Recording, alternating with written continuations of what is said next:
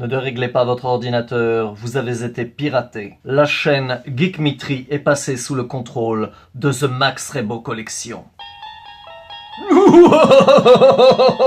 Salut les amis, bienvenue sur Geekmitry, je suis The Max Rebo Collection et je vais vous présenter mon premier mock. Soyez donc indulgents, il s'agit d'un roller coaster Star Wars.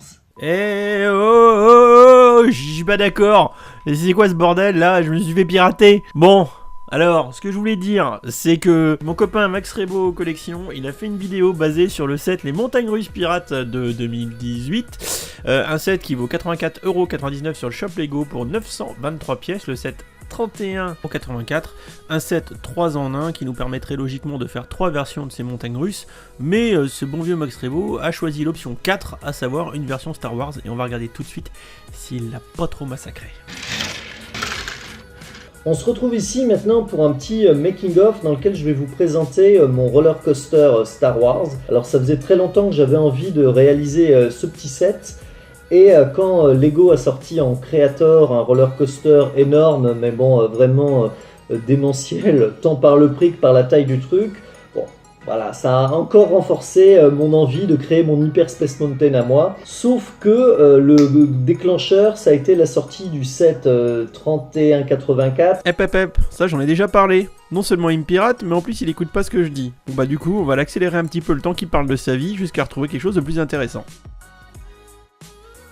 Alors au début j'ai hésité à faire un roller coaster qui se passerait sur Scarif, sur Takodana, mais finalement je me suis arrêté à Tatooine car j'y trouvais plein d'idées et en fait je me suis vraiment donc servi de ce set. J'ai repris le cheminement, j'ai pas touché le déroulé des rails et tout ça, j'ai pas cherché à faire quelque chose de plus fantaisiste. L'idée ça a été de créer le set entièrement et après de supprimer tout ce que je voulais voir disparaître, donc toute la partie pirate, pour garder vraiment un mock qui serait un mock qui se passe sur Tatooine.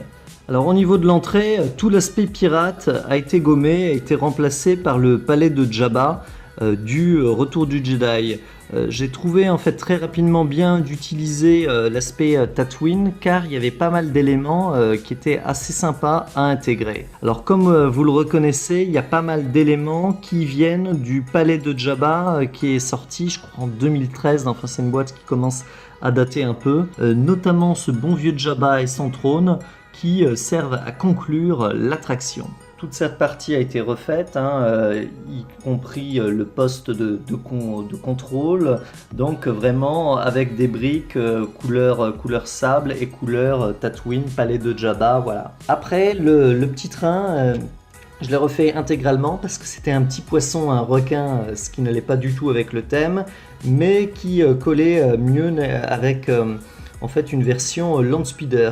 Là, j'ai récupéré pas mal de pièces, notamment des mini Landspeeder qu'on avait dans les trucs de Noël, dans les calendriers de l'Avent, et le résultat est plutôt satisfaisant. Dans les premières versions, j'ai tenté de faire des trucs avec des Faucons Millennium, mais le problème c'est qu'il était beaucoup trop gros et pour les virages, pour les passages, ça a explosé le tout. Déjà que là, avec ces pièces, ça me complique la vie sur 2-3 trucs. Mais bon, le résultat reste satisfaisant. Alors grâce à de nombreux sets comme l'antre du Rancor qui était sorti la même année que le palais de Jabba, j'ai pu recréer les scènes emblématiques du début du Retour du Jedi.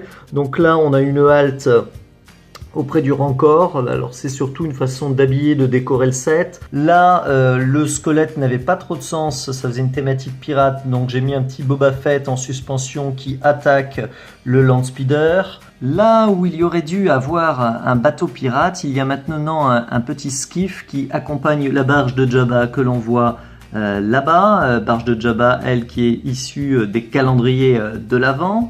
Là, c'est un vieux set. Alors, je sais que ce petit skiff qui accompagne la barge, il sort chaque année, mais là, c'est l'une des anciennes versions qui était un peu plus petite. Point suivant sur lequel je me suis bien amusé, en fait, j'ai là encore recyclé. Ouais, j'ai fait beaucoup de recyclage avec ce set. La créature du Pit of Sarlacc. Qui donc maintenant, alors là j'ai mis des briques transparentes plutôt que les briques du bleu, qui donc gobe les visiteurs dans le speeder. Donc là, pareil, il a fallu bien modifier les choses pour adapter à la parfaite taille et au niveau bien caser le truc pour qu'il soit pile au centre. Caser le truc dans le machin pour que le bordel appuie sur le bidule, que quand le wagon y passe, on ait l'impression qu'il soit bouffé par le schmilblick. C'est de la haute technicité de haut vol. Là, donc à l'entrée, outre la déco du palais de Jabba, j'ai réutilisé plein de petits sets, customisé une poubelle avec des couvercles R2D2, réutilisé des petites figurines marrantes, ce petit vaporateur d'humidité qui était dans un calendrier de l'Avent. On retrouve même un petit Porg qui est là en guest. Et là, je me suis un peu lâché avec tout un tas de personnages pour donner vie à ce petit parc d'attractions, et je vais terminer parce que sinon la vidéo va faire un quart d'heure.